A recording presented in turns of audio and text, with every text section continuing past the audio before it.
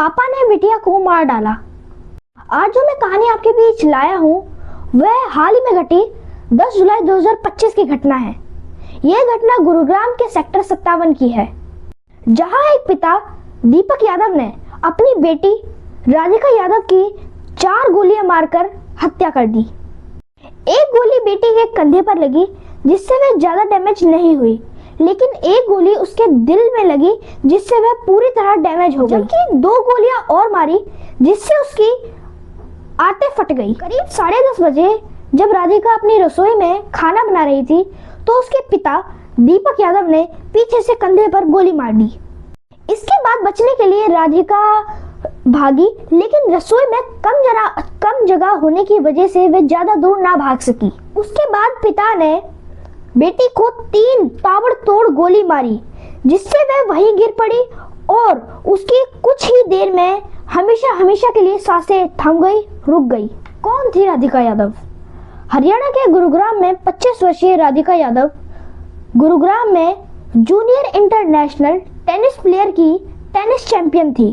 चोट लग जाने के कारण राधिका ने टेनिस खेलने से ब्रेक कर लिया था और अलग अलग स्थानों पर ट्रेनिंग कोर्ट्स किराए पर लेकर बच्चों को ट्रेनिंग देने का कार्य कर रही थी। पिता के अनुसार राधिका के पिता ने 1.25 करोड़ रुपए खर्च करके राधिका की टेनिस एकेडमी खुलवा दी थी।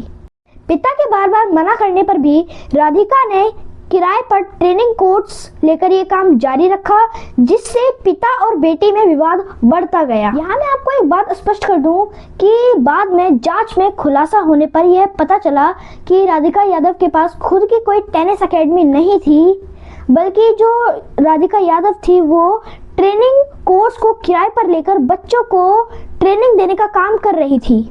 राधिका के पिता ने कत्ल की क्या वजह बताई? गुरुग्राम पुलिस की शुरुआती जांच में पिता दीपक यादव ने कत्ल की जिन वजहों को कबूल किया वह काफी चौंका देने वाली थी।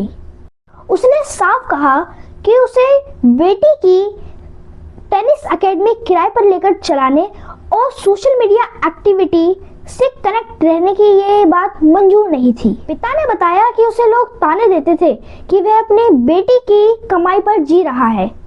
इसके अलावा इंस्टाग्राम पर एक्टिव रहना, रील बनाना और फेम पाने की राधिका की चाह और सोशल मीडिया में बढ़ता इन्फ्लुएंस घर की मर्यादा के खिलाफ था। उसे लगातार ये बात खल रही थी कि यह इसकी सामाजिक प्रतिष्ठा के लिए ठीक नहीं है।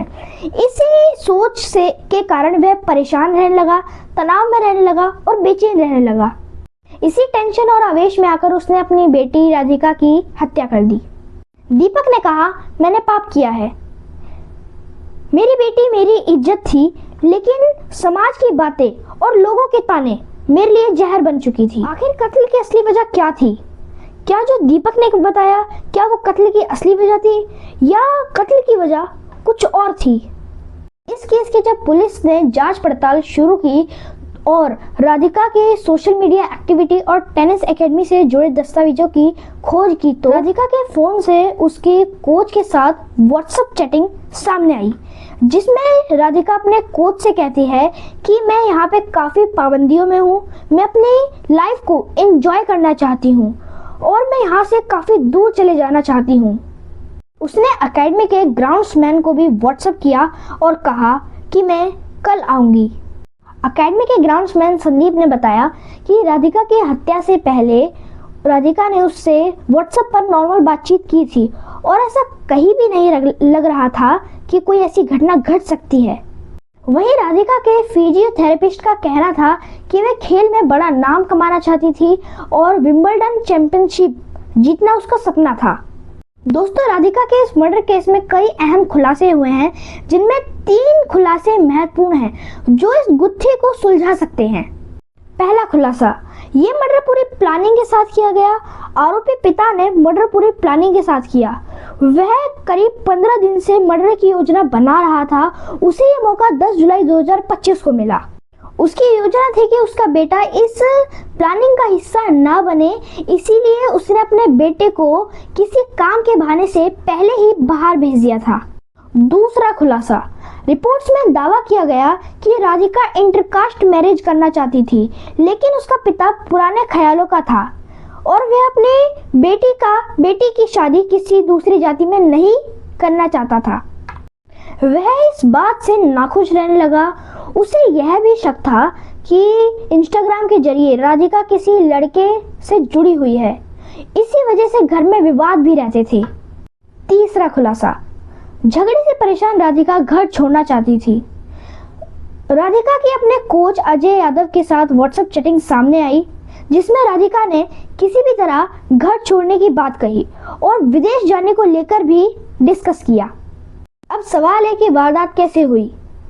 10 जुलाई सुबह करीब 10:30 बजे जब राधिका अपनी रसोई में नाश्ता बना रही थी और उसकी मां बीमार थी और कमरे में आराम कर रही थी, तभी पिता दीपक ने अपने कमरे से निकलते ही लाइसेंसी रिवॉल्वर से राधिका पर एक के बाद एक 4 गोलियां चला दी और गोलियां लगने के बाद राधिका वहीं पे गिर पड़ी। गोली की आवाज सुनते ही दीपक यादव का भाई और राधिका के चाचा दौड़कर आए तो उन्होंने देखा कि राधिका खून से लथपथ पड़ी हुई है और लाइसेंसी रिवॉल्वर डाइनिंग टेबल पे रखी हुई थी, जिसमें सिर्फ एक ही कारतूस बचा हुआ था। यह सब देख दीपक का भाई और राधिका के चाचा ने पुलिस को फोन कर दिया और मर्डर की रिपोर्ट दर्ज कराई। कुलदीप ने पुलिस को बताया कि वारदात के समय घर में सिर्फ 3 ही लोग थे, राधिका के पिता और राधिका की मां। दीपक यानी कि राधिका के पिता ने अपने बेटे को किसी काम के सिलसिले से बाहर भेज दिया था। करीब 11:30 बजे पुलिस क्राइम सीन पर पहुंचती है और मौके पर ही आरोपी दीपक यादव को गिरफ्तार कर लेती है और उसकी लाइसेंसी रिवॉल्वर को भी जब्त कर लेती है। इस पूरी घटना के विषय में मृतक राधिका की मां मंजू यादव ने कोई बयान नहीं दिया। वह पूछताछ में सिर्फ इतना ही बताती है कि वह बीमार थी और कमरे में दवा लेकर आराम कर रही थी। फिर उसके बाद आरोपी दीपक को रिमांड में लिया जाता है, फिर गुरुग्राम के कोर्ट में पेश किया जाता है और कोर्ट द्वारा उसे 14 दिन की न्यायिक हिरासत में जेल भेज दिया जाता है। दोस्तों, समाज में ऐसी घटनाएं दिल दहला देने वाली होती हैं। समाज में लोगों की इस वारदात पर, इस घटना पर सबकी अलग अलग प्रतिक्रियाएं हो सकती हैं, सबके अपने अपने विचार हो सकते हैं, सबकी अपनी अपनी राय हो सकती है।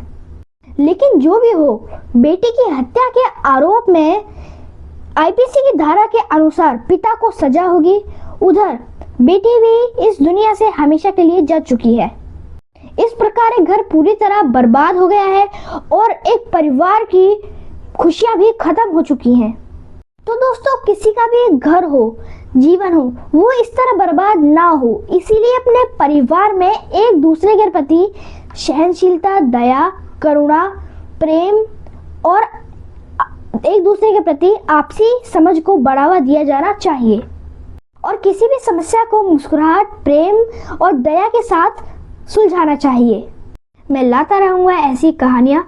मेरी वीडियो को लाइक करें, मेरे चैनल को सब्सक्राइब करें और बेल आइकन जरूर दबाएं और अगली वीडियो का इंतजार करें।